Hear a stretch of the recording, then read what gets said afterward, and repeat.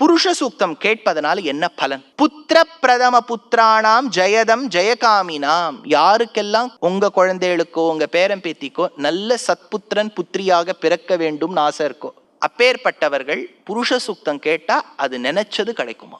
வேதமே சொல்லியிருக்கு. அடுத்தது ஜெயதம் ஜெயகாமினாம். நீங்க எங்கேயாவது போருக்கு போறேன்னு வச்சுங்க, கையில வில்லு அம்பெல்லாம் எடுத்து போறேன்னா உங்களுக்கு வெற்றி உண்டாகும்.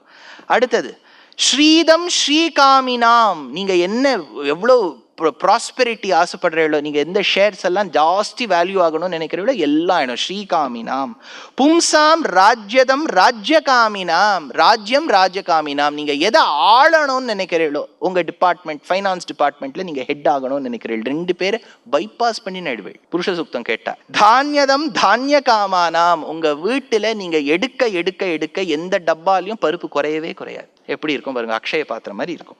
அதனால கீர்த்திதம் கீர்த்தி காமினாம். அக்ஷய பாத்திரம் தெரியுமோ, அந்த சூரிய பகவானுக்கு அஷ்டோத்தர சதநாமாவளி பாடி யுதிஷ்டிரனுக்கு சூரிய பகவான் அக்ஷய பாத்திரத்தை கட்டாட்சம் பண்ணார். திரௌபதி அதை வச்சுட்டா வனப்பர்வா முழுக்க தெளிவு பண்ணிட்டு இருந்தா. ஏன்னா இவ 5 பேருக்கு அதுல பீமன் நன்னா வேற சாப்பிடுவார். அதனால இந்த அக்ஷய பாத்திரம்லாம் இருந்தாலும் கண்டினியூஸா நன்னா நீங்க எவ்வளவு கீரையை கட் பண்ணி நீங்க எவ்வளவு கடைஞ்சாலும் தமா தூண்டாயிடும். ஆனா இவ கீரை மட்டும் நன்னா இருக்கும், நிறைய ஃபுல்லா இருக்கும் பாத்திரம். அதுல பாதியை பீமனுக்கு எடுத்து வச்சிருவோம். அதுலதான் ஒரு ப்ராப்ளம் ஆயிடுத்து. துரியோதனன் வேணும்னுட்டே துர்வாச மகர்ஷியை சிஷ்ய கோட்டிகளோடு அனுப்ப, அவர்கள் பசி என்ன சொல்ல, நான் பரிமாறுகின்றேன்னு யுதிஷ்டிரன் திரௌபதியை கேட்காமல் சொல்ல, அந்த அக்ஷய பாத்திரத்துக்கு ஒரு கண்டிஷன் சூரிய பகவான் போட்டுட்டார். இன்னைக்கு யூஸ் பண்ணிட்டு நீ அதை தேய்ச்சுட்டு கவிழ்த்து விட்டாயாயில் உனக்கு அன்றைய நாளுக்கு திருப்பி அது கொடுக்காது. மறுபடியும் மறுநாள் தான் சார்ஜ், அவ்வளவுதான் இருக்கும் அதுக்கு. நீ எவ்வளவு அதை சார்ஜ் பண்ணாலும் அடுத்த நாள் தான் அது உதவும்.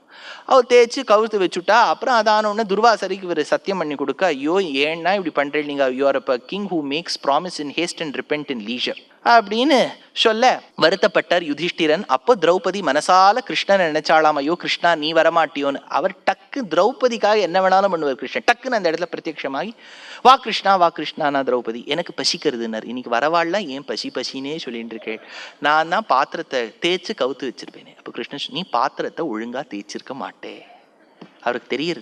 அதனால நீ ஒழுங்கா தேய்ச்சிருக்க மாட்ட, பாத்திரத்தை கூடுன்னு சொன்னோன்னு ஒரு கீரை இருந்துதாம், ஷாக்கான்னம்னர் நாராயண பட்டதிரில், அதை வாயில போட்டுட்டார். அவ ஏப்பம் விட்டா. அதனால அப்பேற்பட்ட அக்ஷய பாத்திரம். அதனால தானியதம் தானிய காமானாம். உங்க வீட்டுல எந்த தானியமும் குறையாது.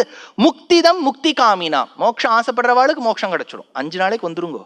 நீங்க பாட்டுக்கு ஏதோ முக்தி ஆசைப்பட்டா முக்தினா இங்க என்ன பண்றது? அதனால எல்லா விதமான மக்களுக்கும் சமுதாயத்தில் பாரபட்சம் பார்க்காமல் பிராமணன் அப்ராமணன், செட்டியார் முதலியார், ஐயர் ஐயங்கார், மாத்வர் அத்வைதி அப்படின்னு வித்தியாசம் பார்க்காமல் ஆத்தாரா பேருக்கும் க்ஷேமத்தை கொடுக்கக்கூடியது புருஷ சுக்தம்.